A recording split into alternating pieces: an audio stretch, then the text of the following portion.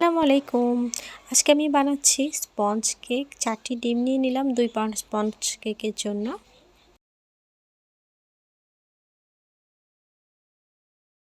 কুসুমটাকে আমি আলাদা করে নিয়েছি এবং সাদা অংশটাকে হালকা লো স্পিডে রেখে বিট করে নিয়েছি। একটু ফ্লাপি হয়ে আসলে কালার একটু চেঞ্জ হলে আমি এখানে 1 কাপ 2 পাউন্ডের কেকের জন্য 1 কাপ চিনি লাগবে। 1 কাপ চিনি ব্লেন্ড করে গুঁড়ো করে নিয়েছি এবং চিনিগুলোকে 3 ভাগে মিশিয়ে দিব। এরপর শুকনো উপকরণগুলো নিয়েছি। শুকনো উপকরণগুলো হচ্ছে 1 কাপ ময়দা, 2 টেবিল চামচ কর্নফ্লাওয়ার, 2 টেবিল চামচ গুঁড়ো দুধ এবং 2-4 চামচ বেকিং পাউডার। ডিমের কুসুমটি আলাদা করে নিলে হয় কি, ডিমের মেরানের যে অংশটা, এই যে আমি সাদা অংশটা বিট করে নিয়েছি, ওটা আর বসে যায় না, কেকটা ফ্লাপি হয়। কুসুমটা আলাদা করে বিট করে নিয়ে আমি বেশিক্ষণ বিট করবো না, মাত্র 2 থেকে 3 সেকেন্ড বিট করে নিয়ে এরপরে এই ডিমের সাদা অংশটার সাথে মিশিয়ে দেব। তাহলে এটা পানি পানি ভাব হবে না এবং ডিমের সাদা অংশটা খুব সুন্দরভাবে ফ্লাপি হয়ে থাকবে। কেকটা বসে যাবে না, কেকটা সুন্দর হবে। আরেকটা জিনিস, শুকনো উপকরণ দেওয়ার আগে আপনারা 2 থেকে 3 বার একটু চেলে নেবেন, তাহলে কেকটা খুবই স্পঞ্জি হবে, কেকটা খেতে ভালো হবে। স্পঞ্জ কেক তৈরি করার আগে একটু মাথায় রাখতে হবে যাতে শুকনো উপকরণগুলো চালা হয়। যে শুকনো উপকরণগুলোকে আমি একবার চেলে রেখেছিলাম, এখন আবার চেলে নিচ্ছি। 3 ভাগে আমি ভাগ করে তারপর 3 বার করে দিয়ে দিব। ফোল্ডিং মেথডে আপনারা শুকনো উপকরণগুলোকে মিক্স করে নেবেন, খুব দ্রুত করবেন না। আমি এর জন্য এখানে ভিডিওটা স্লো করেছি। খুব ধীরে ধীরে মেশাবেন, এতে আপনার কেকের ফর্মটা ডেবে যাবে না এবং কেকটা খুব ভালোভাবে ফুলবে, ফ্লাপি হবে এবং খুব সফট হবে কেকটা খেতে। কেকটা যত সফট হবে খেতে তত টেস্টি হবে। আমি 3 বার করে মিশিয়েছি, প্রথমে একটু দিয়ে এরপর আস্তে আস্তে মিশিয়ে নিয়েছি, কোথাও যাতে দলা পেকে না থাকে। ধীরে ধীরে মেশাবেন, দলা পেকে থাকলে কেকটা স্পঞ্জি হবে না। এভাবে ধীরে ধীরে মেশালো কেকের সাথে খুব ভালোভাবে মিশে যাবে শুকনো উপকরণগুলো।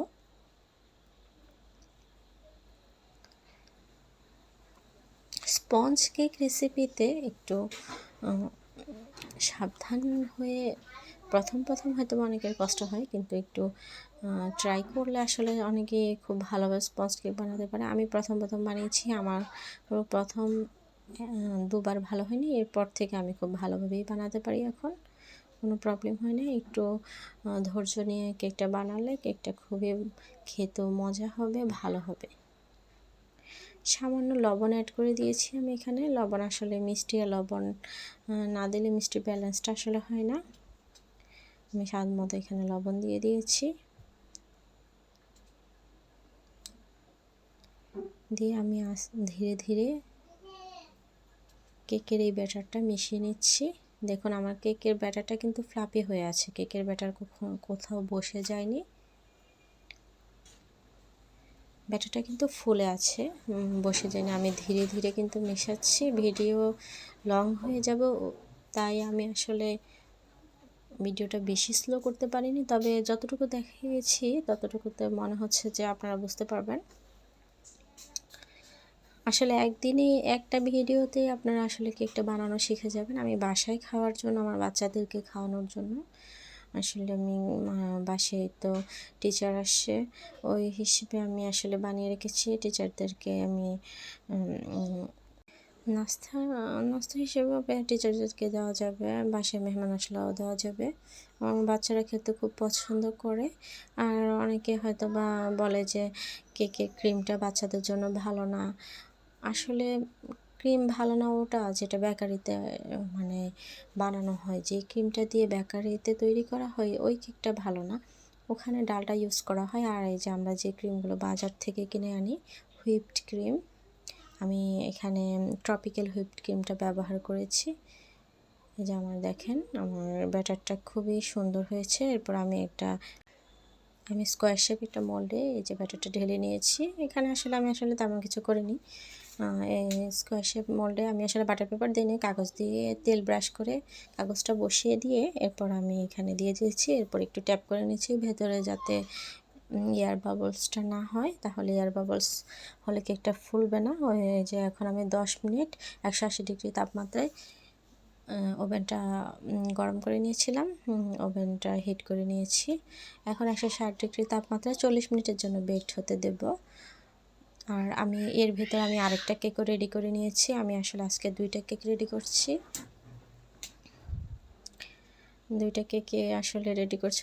এটা আর ওইটা দুটি একই উপকরণে তৈরি, ওই জন্য আসলে আমি আর আলাদা করে এটার ভিডিও করিনি। এই যে এবার আমার মেয়েটা একটু এর মধ্যে চকলেট খেতে ভালোবাসে, ওই জন্য আসলে আমি একটু চকলেটকে ডাবল বয়েলড মেথডে গলিয়ে নিয়েছিলাম কেকে ইউজ করার জন্য। কেকটাকে আমি 3 ভাগে স্লাইস করে নিচ্ছি।